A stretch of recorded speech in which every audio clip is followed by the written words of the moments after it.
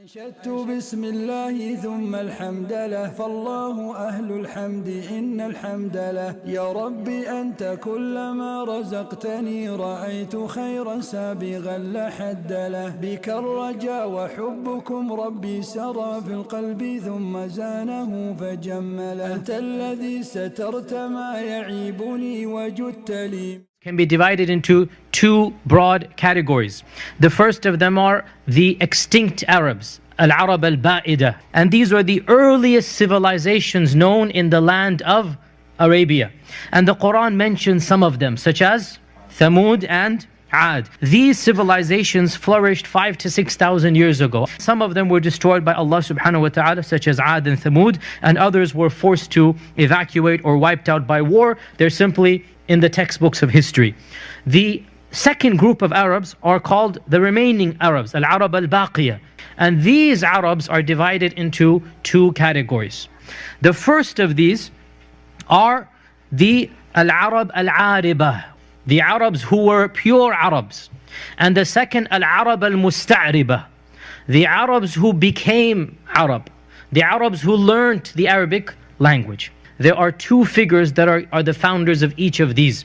The first of them, Al-Arab al-Ariba, this is Qahtan, or his son Ya'rub. And from that they say we get Arab. Those who were the descendants of Ya'rub, they became Arab. Ya'rub was the first who spoke the beginning of Arabic. And they're also called Qahtani Arabs. And these Arabs primarily were found in southern parts of Arabia, such as the ancient Yemeni civilizations. Who was Qahtan?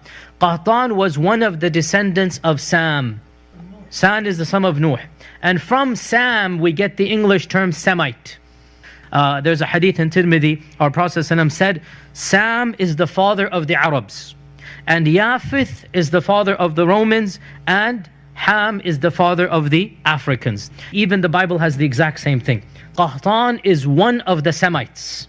And of course, Ibrahim is also one of the Semites eventually. Ibrahim and Qahtan are both descendants of Sam. Qahtan and Ibrahim are not brothers or contemporaries. We don't know when Qahtan lived. But Qahtan's ancestor, Ibrahim's ancestor are both Sam. Some people say that this man Qahtan was actually one of the descendants of the ancient Arabs, Al-Arab al-Ba'ida. So he wasn't just a total stranger wandering in, but rather that some ancient Arabs remained, and other people say, other scholars say, that Qahtan is of the descendants of Hud alayhi salam. Hud, and of course Hud also is one of the ancient Arab al-Ariba. And most likely Qahtan was predating Adnan by many centuries. Who is Adnan? That's the second category of Arabs, and these are the Arab al-Musta'riba, the Arabs who became Arab. Two large groups, the Qahtani Arabs and the Adnani Arabs. The Qahtanis are those who lived in Arabia from the ancient times after the destruction of the first Arabs. So then who are the Arabicized Arabs, the Adnani Arabs? These Arabs are of the descendants of Ismail. One of the descendants of Ismail, Allah knows how many generations down, his name was Adnan. And Adnan, where does his lineage come from? It goes back to Ismail, the son of Ibrahim. And where was Ibrahim living? Iraq and Sham and Palestine now. So these Arabs, Adnan basically, are musta'riba. They acquired the Arabic language because Ibrahim was not speaking Arabic. He was speaking neither Arabic nor Hebrew. It's some ancient Semitic language. And who is Adnan? One descendant of Ismail. Adnan is a direct ascendant of our Prophet MuhammadSAW. So our Prophet ﷺ is an Adnani Arab, not a Qahtani.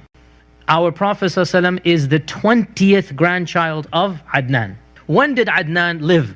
He lived 30 BC because his son Ma'ad was contemporaneous to Isa ibn Maryam. And Qahtan probably a few hundred years before him, because Ismail marries into the Jurhumites, one of the branches of Qahtan.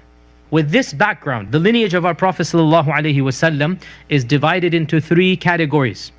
The first category we know for sure, between him and Adnan. How many generations? 20.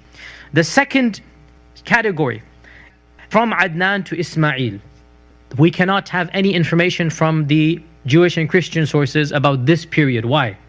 The Bible does not mention at all Ismail's lineage. So where do we get this information from? From Arabic folklore. And Arabic folklore has not been preserved that well. Al-Tabari, for example, mentions 7 opinions about the lineage between Adnan and Ismail. In one opinion, there's 7 people, in another 8, in another 9, in another 10, in another 41 people. Then from Ismail to Adam, we have one source. The Torah, the Old Testament. Can we rely on the Old Testament? No. If you look at some of the charts printed in the Muslim world, and we find them in our houses, a lineage of the Prophet all the way to Adam. This chart is half fact, half myth, and half fiction. As for the fact, it is between Prophet and Adnan. From Adnan to Ismail, somewhat of a myth. Then from Ismail to Adam, this complete, we take it from the Jewish Christian sources. If you look at this chart and count the numbers, you will find exactly 55 generations between Adam and the Prophet ﷺ. And this fits in perfectly with the Jewish calendar of around 6,000 years. لا يزال الخير حيا لا يزال إن في الدنيا سلاما وظلال أخبر الأيام أنها في وصال قم بنا وانظر لآيات الجمال قم بنا وانظر لآيات الجمال